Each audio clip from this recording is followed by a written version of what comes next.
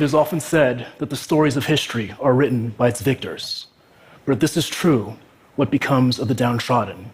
And how can they ever hope to aspire for something greater if they're never told the stories of their own glorious pasts?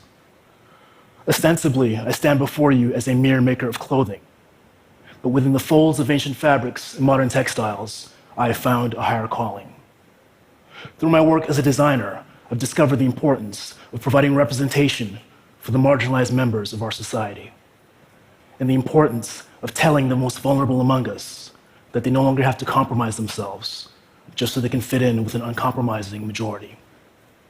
It turns out that fashion, a discipline many of us consider to be trivial, can actually be a powerful tool for dismantling bias and bolstering the self-images of underrepresented populations. My interest in using design as a vehicle for social change happens to be a personal one. As a Nigerian American, I know how easily the term African can slip from being an ordinary geographic descriptor to becoming a pejorative. For those of us from this beautiful continent, to be African is to be inspired by culture and to be filled with undying hope for the future. So, in an attempt to shift the misguided perceptions that many have about the place of my birth, I use design as a means to tell stories. Stories about joy, stories about triumph, stories about perseverance all throughout the African diaspora.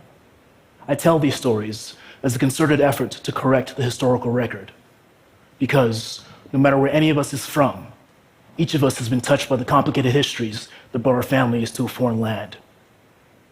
These histories shape the way we view the world, and they mold the biases we carry around with us.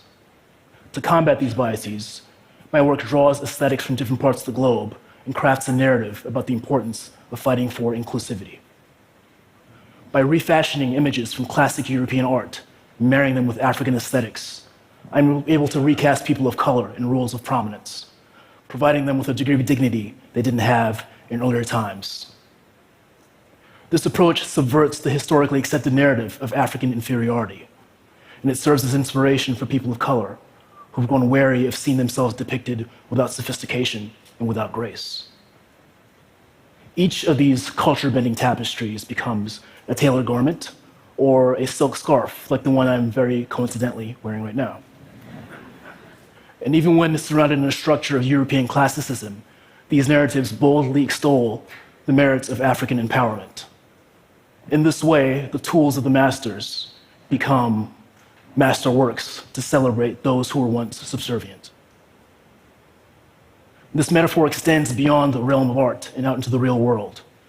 Whether worn by refugees or world-changing entrepreneurs, when people are allowed the freedom to present themselves in a manner that celebrates their own unique identities, a magical thing happens.